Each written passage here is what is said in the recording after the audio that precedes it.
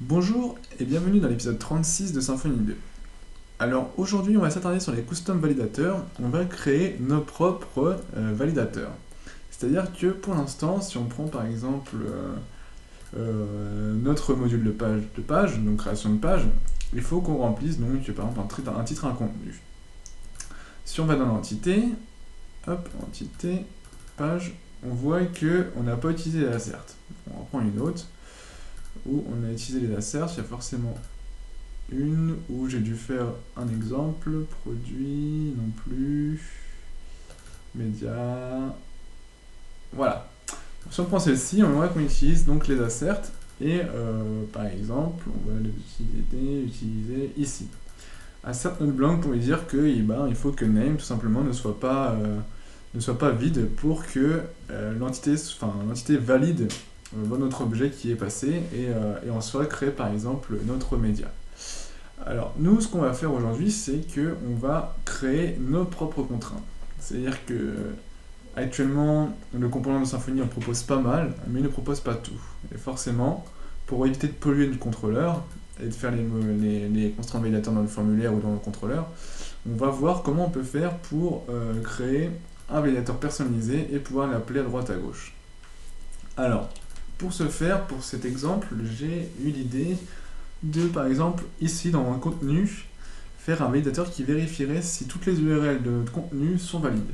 Voilà. Donc si par exemple je mets go sur DevOnClick, voilà, et que là en lien je mets dev et là je fais pas attention, je mets 3c, voilà, 4 même, .fr, hop, et bien le but c'est que quand je fais créer, il me dit que bah, attention le lien n'existe pas donc ça passera pas. Voilà, en gros c'est ça. Alors, je vais en profiter pour dire que la doc de ce côté-là est un peu maigre, donc moi à l'époque j'avais quand même pas mal trifouillé le framework pour comprendre comment ça fonctionnait. Donc je sais pas si maintenant ça a été un peu étoffé, donc à vous de voir. Alors maintenant, comment on va faire pour créer ses propres contraintes? Alors dans un premier temps, on va se rendre dans le bundle, voilà, qu'on a besoin. Et on va créer ici donc un nouveau dossier pour bien tout ranger. On va l'appeler validator. Voilà, on va en créer un autre dedans à l'intérieur, on va l'appeler constraint. Voilà. Alors, on va apprendre à voir comment ça marche et comment fonctionnent les contraintes validateurs. Donc en soi, ça peut faire peur, mais lorsqu'on arrive à comprendre en fait comment ça fonctionne, c'est pas plus compliqué qu'un service. Alors, on pourrait l'appeler par exemple, je sais pas moi,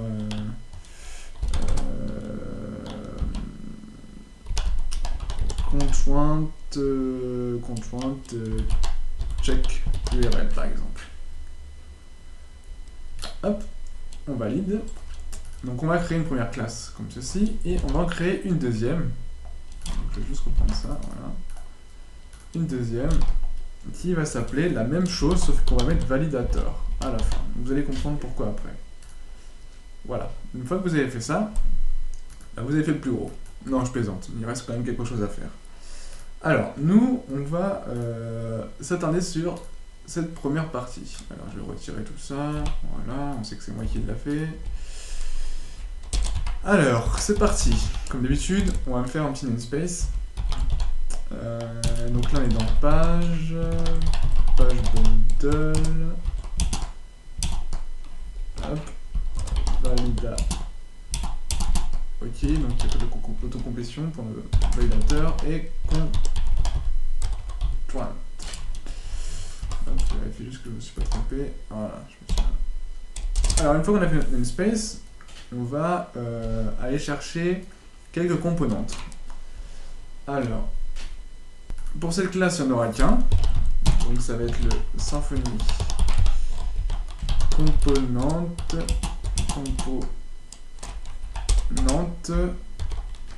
validateur.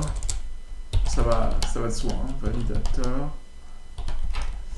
et constraint.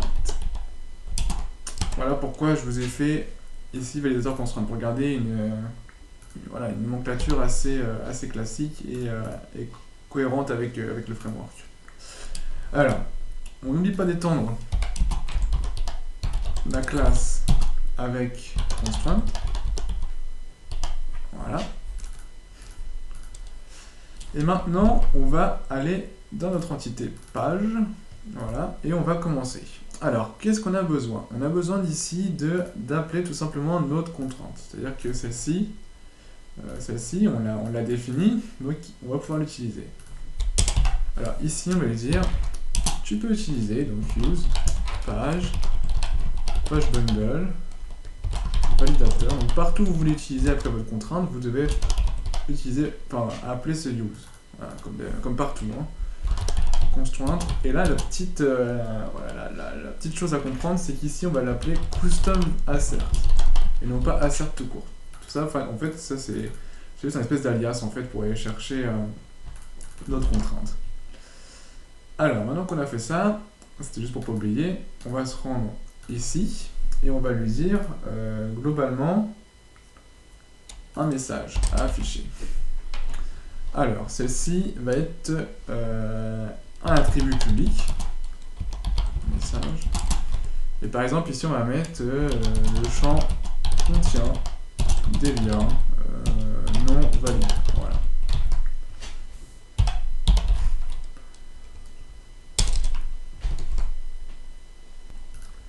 Maintenant qu'on a fait le petit message public, on a quasiment tout fait dans cette partie, dans cette classe. On va essayer de l'autre classe pour pouvoir gérer la validation. Donc en fait, c'est bien deux classes distinctes voilà, qui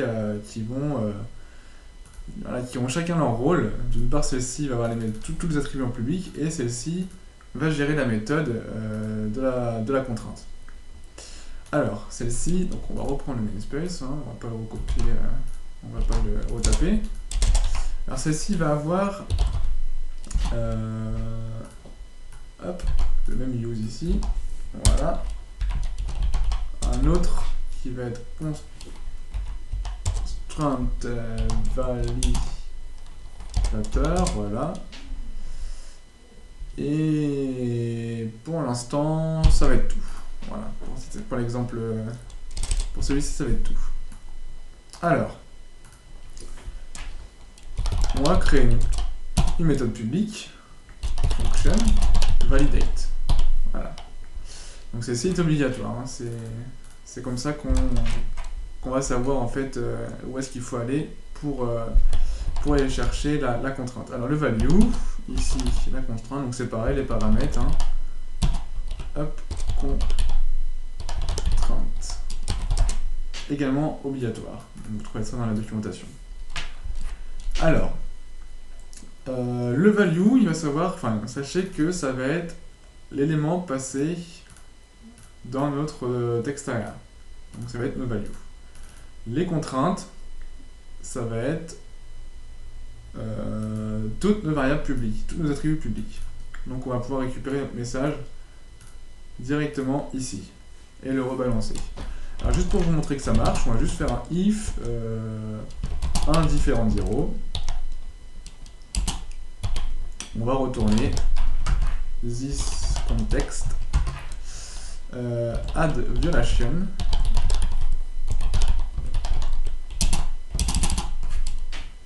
là j'ai oublié un S constraint message. Donc là c'est juste pour vous montrer que ça fonctionne bien et également pour moi pour voir si ça fonctionne également bien. Alors tac tac tac, validation, custom assert, ok. Alors maintenant on va définir donc dans notre entité sur notre contenu l'assert à utiliser. Hop, donc ici on va dire custom assert comme on l'a défini en haut. Et on l'a appelé hop là, voilà. On n'oublie pas les petites accolades ici, bon c'est pas important si vous les mettez, si vous les mettez ou pas, ça fonctionnera quand même. C'est après on verra comment passer des paramètres. Alors on va tester. Donc là en fait on a juste, normalement c'est censé me retourner un message d'erreur, même si on n'a pas checké derrière, c'était juste pour tester. Alors là il me dit quoi? Il me dit que la classe... Ah oui, j'ai oublié une petite chose importante, c'est exact. ici, pour pouvoir utiliser l'annotation, il faut lui dire, alors c'est 2 étoiles, hop, @annotation. Sinon, vous n'allez pas pouvoir utiliser l'assert en validation, en annotation. Alors là, ça devrait fonctionner. Alors là, j'ai un petit problème. Alors, hein, bon, rien de méchant, je pense que j'ai dû oublier. Alors, déjà, d'ailleurs, je viens de penser, ça va dans le contenu. Voilà, je me suis juste trompé d'attribut. Et donc, ici, voilà, j'ai dû oublier d'étendre la classe. Voilà, tout à fait. Si on regarde bien, hein, le message est assez explicite. Alors, on étend, extend, constraint. Je vais faire un copier-coller. Ah, même pas besoin. Hop là, validateur.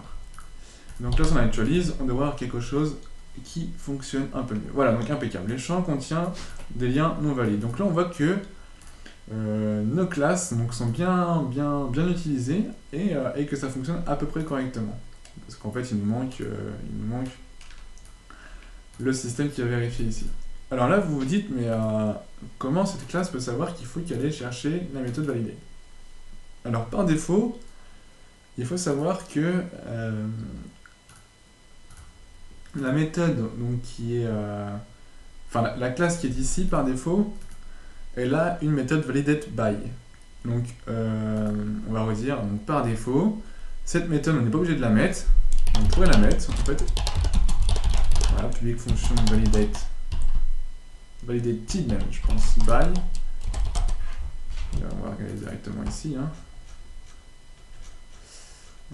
Donc c'est validated. Voilà, ouais, c'est ça, validated by. D'ailleurs, on l'avait là. Donc, validated by. On voit qu'elle va chercher donc, le nom de la classe et elle rajoute validateur. Donc ça, c'est ce qu'elle fait par défaut. Donc après, on peut directement surcharger celle-ci et définir donc ici, je sais pas moi, je vais mettre ça.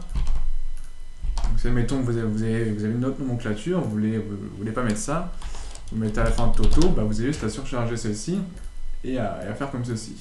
Bon, moi je le mets pas puisque bah, je trouve que ça fait du code en plus et c'est pas forcément nécessaire. Donc voilà pourquoi je la mets pas tout de suite. Du moins, je la mettrai après pour un autre cas un peu plus particulier. Donc maintenant qu'on a fait ça, on va essayer donc d'étoffer un peu notre méthode et réellement checker directement si nos URL sont bonnes ou pas. Alors pour ce faire, on va dans un premier temps devoir utiliser, je pense, 2 méthodes. Donc une méthode qui va permettre de trouver les URL dans notre value et une autre qui va permettre de vérifier le domaine de cette URL pour savoir si elle fonctionne. Alors, on peut déjà, dans un premier temps, faire la méthode function find URL qui va trouver toutes les URL de notre texte. Voilà, ligne de value, on passe value au paramètre. Alors, qu'est-ce qu'on peut faire? On peut partir dans le cas où, déjà, on va faire un preg match. On va faire un preg match all, voilà. Donc le pattern, ça va être tout ce qu'il y a entre le href, voilà. Donc ça c'est du PHP pur, hein. Normalement je ne dois pas vous perdre. Hop. Et donc là tu passeras value.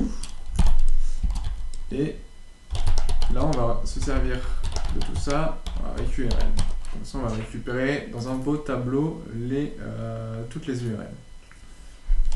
Alors après on va boucler dessus. Donc on va faire un for each. J'en profite aussi pour optimiser. On va faire un array unique. C'est-à-dire qu'on va trier le tableau et retirer les doublons. Ce qui va permettre d'optimiser notre script. Ne pas vérifier 2 fois une URL qu'on a déjà. Donc là en soi, on va récupérer donc l'URL du tableau as site. Que je me trompe pas, oui, on va mettre site comme ça on va pouvoir utiliser site, c'est pas utilisé. Voilà.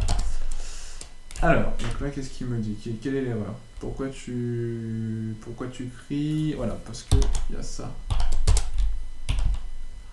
Voilà, Alors ensuite, donc là, URL, URL. Hein. Donc là, c'est un bug qui dit qu'elle n'est pas utilisée, mais elle n'est pas initialisée. Bon, c'est pas très grave.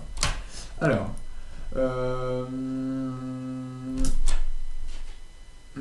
qu'est-ce qu'on peut faire là? Donc là, on va juste vérifier déjà si elle récupère bien les URL. Donc je propose de faire un echo site. Et après, on va faire un dive. Hop, je propose ici de faire un find avec value pour voir si ça find quelque chose. Alors, hop, on renvoie. Et là, il me dit, alors oui, c'est normal. Ça devrait mieux marcher avec un this find URL, parce qu'en fait, c'est cette méthode, donc c'est la méthode dans la classe. Donc là, on voit qu'il me ressort bien, donc j'ai bien parti du premier coup. Il me ressort bien, donc, l'URL. Donc c'est celle-ci qu'on va devoir passer donc, à une méthode qui pourrait vérifier le domaine, savoir si elle existe ou pas. Donc je vous propose de faire cette méthode. Donc moi j'avais déjà préparé une petite méthode, je vous le cache pas, puisque c'est un peu compliqué. Enfin j'ai dû utiliser, moi j'aime bien utiliser curl pour faire ce genre de choses. Donc voilà, donc je l'avais préparé donc sur mon petit bout de papier, donc je vais la recopier à peu de choses près. Alors, donc on va l'appeler curl URL par exemple, donc on passera le site ici. Alors, on va initialiser curl. Donc si vous ne comprenez pas le curl, bah, vous copiez entre guillemets bêtement pour l'instant et après vous irez vous documenter là-dessus. Hein. Alors, hop, de site. Tac. Donc là, ce qu'on veut, c'est vraiment vérifier le domaine, savoir si celui-ci existe. Alors là, ça va être...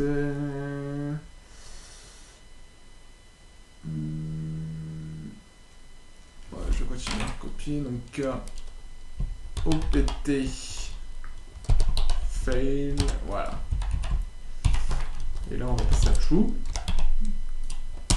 Ensuite, la même chose. Sauf que là, on va faire un curl opt nobody. Voilà. On va laisser la true aussi. Donc là, en fait, on va juste, je le redis, revérifier si le domaine existe. Mais si vous avez une autre méthode, vous, ou une autre façon de faire, vous pouvez très bien le faire. Je rappelle que cette méthode-là va nécessiter d'avoir l'extension curl d'activer. Alors, ensuite, on va dire if curl exec de site. Voilà. Curl égale false. D'ailleurs, je peux même faire ça. Else. Curl égale true. J'arrive même plus à faire du ternaire aussi. Mais bon, on va y aller ça comme ça. Ensuite, on n'oublie pas de close. Curl close. Site. Et on return curl. Ça, on va savoir si c'est true ou false, si celle-ci existe ou pas. Donc maintenant qu'on a celle-ci, on va pouvoir donc modifier un petit peu notre petite méthode ici, en lui disant, déjà on va faire une méthode ici violation, qui va être égale à false par défaut, et là on aura juste à lui dire si this, non c'est comment j'ai dit, curl URL, voilà, de site exactement, est égal à false, et bien violation est égal à true. Donc je vais expliquer un peu ce que j'ai fait. Donc là par contre on va return juste ici violation. Donc le but c'est de vérifier si l'extension existe, si le domaine existe bien. Donc on va ici find URL, c'est-à-dire qu'on va chercher toutes les URL dans notre value. Je rappelle que notre value, ça va être voilà, tout ce qui va être dans notre champ texte. Ensuite, une fois qu'on va avoir tout ça, qu'on va trouver, donc on va le stocker dans un tableau. Ce tableau-là, on va le trier. C'est-à-dire qu'on va prendre, déjà d'une, on va vérifier qu'il n'y a pas de doublons. Si c'est le cas, on ne les garde pas. Parce qu'en fait, c'est pour optimiser l'algorithme, hein, histoire de ne pas checker deux fois la même URL. Ça prendrait du temps et c'est pas forcément nécessaire. Et ici, on va faire appel à... c'est-à-dire qu'on va passer notre site à notre méthode curl-URL. Cette méthode-là va vérifier que le domaine existe. Si elle existe, elle retournera true. Si elle n'existe pas, elle retournera false. Donc c'est ce qu'on lui demande. Donc en l'occurrence, si ici notre site est égal à false, violation passe à true. Par défaut est égal à false, mais elle passera à true. Donc après, on aura juste à checker si violation, enfin si find URL retourne true, ça veut dire que il y a une URL qui n'est pas bonne. Donc en gros, on va retourner l'erreur. Si ça retourne false, et bien là on dira bah c'est bon, tu peux l'insérer en base, il n'y a pas de problème. Voilà, tout simplement. Alors maintenant, une fois qu'on a fait ça, on n'a plus qu'à lui dire if donc this find URL value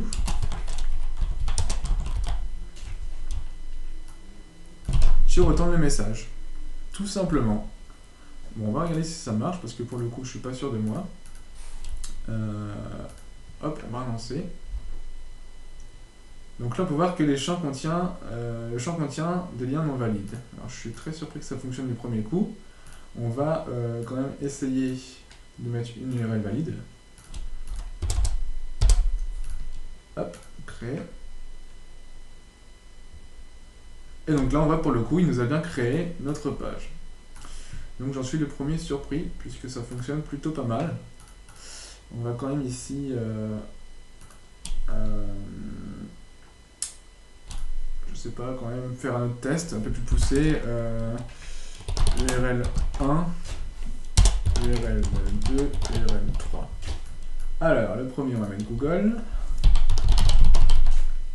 Le deuxième, on va mettre DevOnClick. Et le troisième, on va mettre voilà, n'importe quoi, en espérant que ça n'existe pas, mais je doute que ça existe. Test 003. On crée.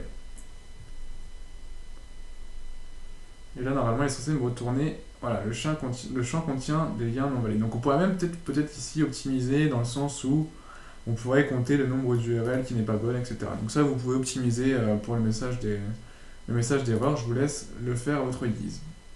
Donc on va modifier, on va mettre un truc qui peut être un peu plus cohérent, dans le sens où, par exemple, on pourrait mettre un doublon, et dans la logique, celui-ci ne devra pas recalculer, enfin, ne sera pas, le test ne sera pas réitéré sur celui-ci pour voir s'il fonctionne.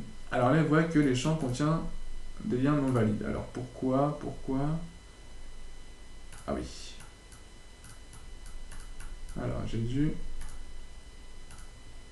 HTTP, voilà. Pour le coup, ça fonctionne plutôt bien. Enregistrer.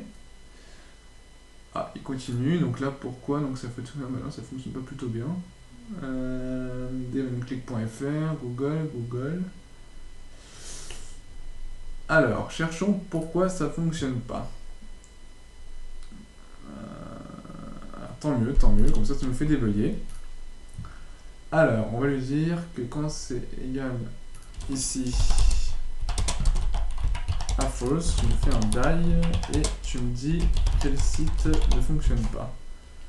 Donc, EcoSite. Voilà, comme ça, on va regarder pour quel site il veut pas que ça passe. DevOnClick.fr. Pourtant, si on regarde bien, DevOnClick. Ah oui, d'accord, ok. Ah bah non, pour le coup, ça fonctionne vraiment bien, j'avais oublié le D. Bon bah, impeccable. Alors, désolé de vous avoir fait perdre 2 minutes de votre temps. Alors, pour le coup, donc on l'a dit, alors c'est pas ici. Hop, c'est ici. DevOnClick. Voilà. Donc là, ça passe. Bon bah, ça fonctionne vraiment bien. Donc là, on a fait donc, une super méthode qui va valider... donc, un champ qui va contenir potentiellement des liens, et il faut que tous ces liens soient valides pour pouvoir passer la vérification. Alors maintenant, on pourrait déjà, donc j'y pense, vous montrer ici comment passer d'autres paramètres. Donc on va juste faire un test. Hein. Donc public, par exemple ici, on va l'appeler test, voilà, pour vous montrer. Donc je mets rien, et ici, je vais juste vous faire un die. avec à l'intérieur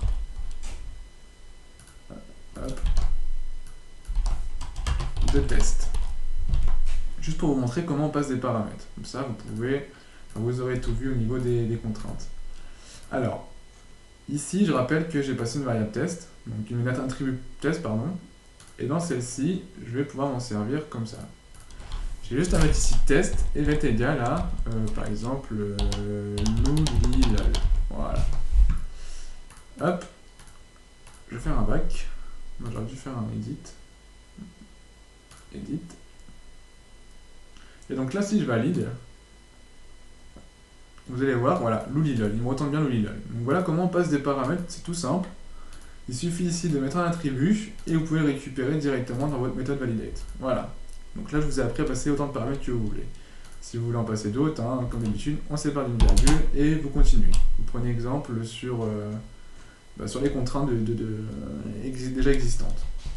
Alors, nous, on va retirer ça et on va voir, puisqu'on a encore un tout petit peu de temps, comment pousser un peu plus la chose. C'est-à-dire que, voilà, j'aimerais ici, ces deux méthodes, les mettre dans un service, puisqu'ici, bon, on va dire que c'est utile, mais ce serait peut-être un petit peu mieux de les avoir dans un service, de sorte à ce qu'on puisse les utiliser partout. Alors, comment va-t-on faire ça? Donc, déjà, on va revoir comment utiliser les services. Donc ça, déjà, je pense que c'est plutôt pas mal pour réviser. Alors, on va, comme d'habitude, créer un petit dossier qu'on pourrait appeler service. Dans celui-ci, on va créer un service. Comment on pourrait l'appeler? On a qu'à l'appeler curl URL. Voilà. Curl. Je tape pas mon truc. Voilà. Curl URL. Voilà. Alors, hop, on va retirer tout ça. N'oublie pas de définir un namespace. Namespace. Page bundle service. Et on va aller chercher nos deux méthodes. Voilà, on va juste les couper. Hop. Et les coller ici. Voilà, donc là on a un joli service qui va contenir nos deux méthodes. Donc là pour le coup on a deux curl URL, donc je trouve ça pas trop joli. On va plutôt l'appeler check. Voilà. Et on va modifier ici this check. Voilà, je trouve ça un peu mieux parce que deux fois curl URL, comme ça là, grâce à notre service, on va pouvoir ici donc utiliser une méthode qui pourrait nous retourner voilà, par exemple toutes les URL avec la vérification qu'elles existent. Et ici, une autre méthode qui pourrait nous retourner que pour une seule URL. Donc ça peut toujours servir. Hein. Après, vous faites comme vous voulez. Mais le but, c'est d'apprendre et de réviser. Alors maintenant qu'on a fait ça, vous vous doutez bien que on va devoir utiliser le service dans la contrainte. Alors là, vous vous dites, mais comment on va faire? Alors déjà, on va définir notre service. Hop, ressources, config, service, ici. Alors, comme d'habitude, hein, bon, c'est simple, il n'y a pas grand chose en plus. On va mettre un curl URL. Et là, on définit juste la classe. Donc celle-ci dans page bundle, hop, service, curl URL. Ah, je l'ai mis en majuscule ou en minuscule? Voilà. Pourquoi je n'entends pas virgule? Voilà. Ensuite, une fois qu'on a fait ça, on va devoir injecter celui-ci dans notre validateur. Alors, on va définir un nom pour notre validateur. Donc, on va mettre validateur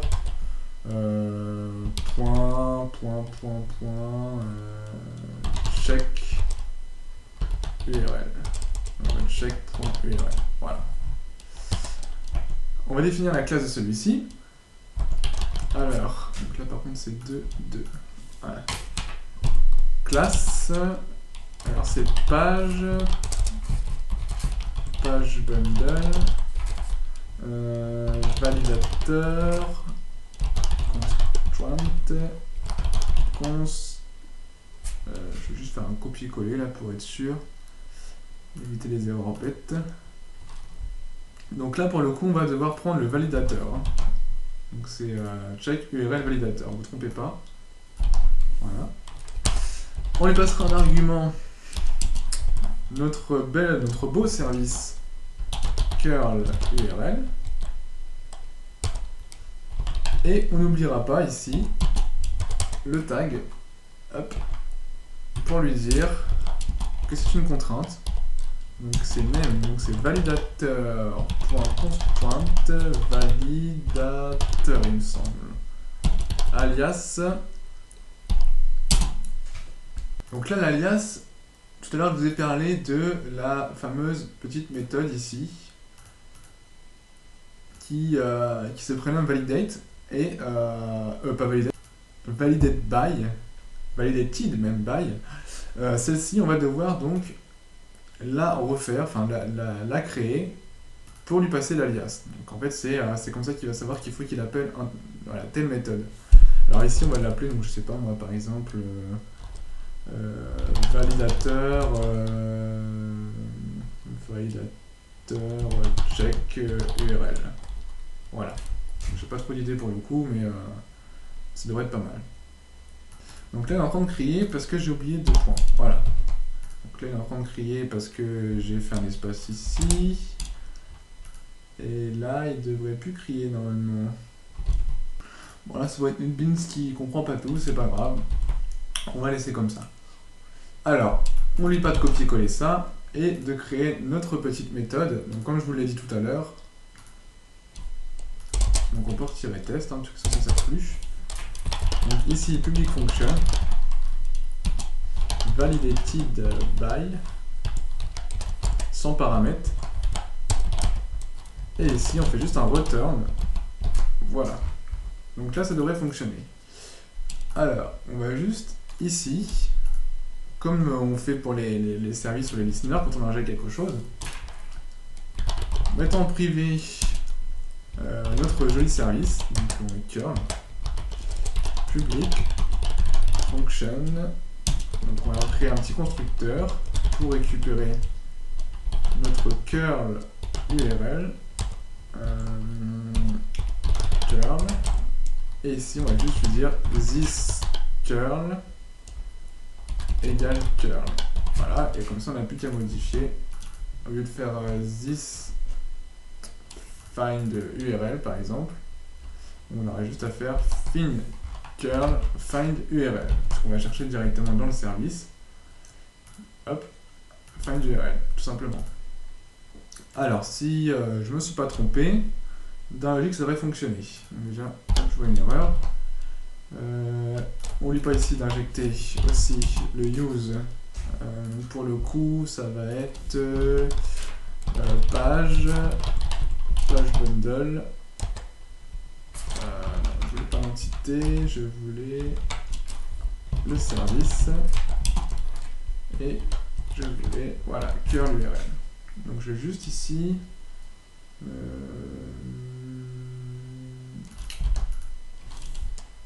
Non, on va regarder si ça fonctionne. Hein. Allez, c'est parti. Prenons le risque. Alors, on actualise. Alors déjà, on voit que y a une petite erreur au niveau du YAML. Alors, pourquoi il crie au niveau du YAML? Donc déjà, je suppose que c'est à cause de ça.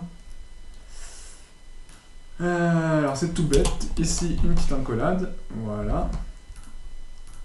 Hop, on va retester. Et donc là, ça mouline. Et là, pour le coup, bon, c'est passé. Alors, on va tester. Donc, on va recréer ici une erreur. Ok. On va update. Et on va voir. Normalement, il est censé me retourner un beau message d'erreur. Non, pas ça comme ça. Je voulais pas ça. Mais c'est pas grave. On va regarder ce qui se passe. Donc là. Arguments. Alors, est-ce qu'avec ça, tu passes? Alors, c'est un peu compliqué de faire du direct et du code en direct. Alors, là, on voit que c'est passé. Donc, pour le coup, mon service a bien été injecté. On va quand même tout de même vérifier que celui-ci fonctionne quand même quand il y a des bons liens, hein, pour être sûr de ne pas mettre de bêtises sur Git. Hop là, et on voit que c'était mis à jour. Donc là pour le coup il n'y a pas de message, mais je vous le dis que c'était mis à jour. Alors, on va quand même faire un petit récap, parce que j'ai peur d'avoir perdu certaines personnes. Alors, donc, ce qu'on a fait, en soi, c'était juste vraiment, entre guillemets, ranger bien notre code. C'est le repenser différemment. Ne pas tout avoir dans notre validation conjointe, hein, puisque le but, on utilise un framework, donc c'est de déléguer les tâches. C'est de ne pas centraliser tout le code dans une même classe et ne pas pouvoir s'en servir. Ce serait un peu dommage. Donc pour le coup, on a mis nos méthodes qu'on avait précédemment dans notre validateur dans un service. Voilà, celui-ci est tout aussi simple. On a deux méthodes. Donc la méthode check qui va utiliser curl pour aller checker l'URL. La méthode find qui va aller chercher toutes les URL et qui va les check.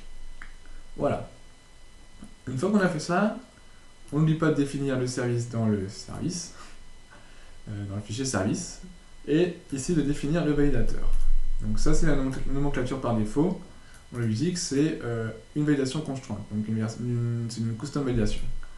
Ici l'alias, lui, est utilisé uniquement pour lui dire que la méthode validatedBy va utiliser la classe constraint check URL validateur, tout simplement, puisqu'elle est définie ici.